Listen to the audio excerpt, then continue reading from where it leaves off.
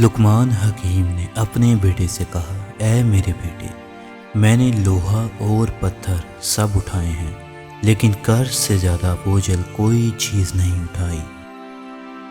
میں نے پاکیزہ چیزیں کھائی ہیں، بہت اچھے حالات بھی دیکھے ہیں، لیکن عافیت سے زیادہ لذیذ چیز نہیں پائی، اور لوگوں کی طرف اپنی ضرورتیں لے جانے سے زیادہ تلخ کسی چیز کو نہیں پایا۔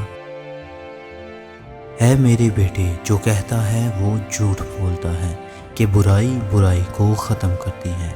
اگر وہ اپنے قول میں سچا ہے تو دو مقامات پر آگ جلا کر دیکھیں، ایک جگہ دوسری جگہ کی آگ کو بجھانے میں کس قدر مدد کرتی ہے۔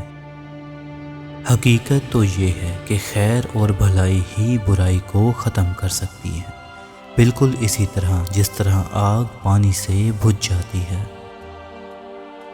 اگر کسی کو دوست بنانا چاہتا ہے تو دوست بنانے سے قبل اسے غصہ دلا، اور اگر وہ غصے میں اعتدال کا رویہ اختیار کرے تو پھر اسے دوست بنا، ورنہ دوستی سے گریز کر۔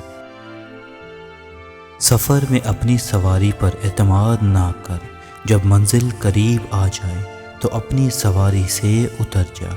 شب کے آغاز میں سفر نہ کر، سفر میں اپنے ساتھ اپنی تلوار، جوتی، امامہ، کپڑے، پانی، سوئی دھاگا اور چینی وغیرہ رکھ لے۔ اپنے ہم سفر کا ہمدم اور ساتھی بن جا، سوائے اس صورت کے کہ جب وہ کوئی گناہ کا کام کرے۔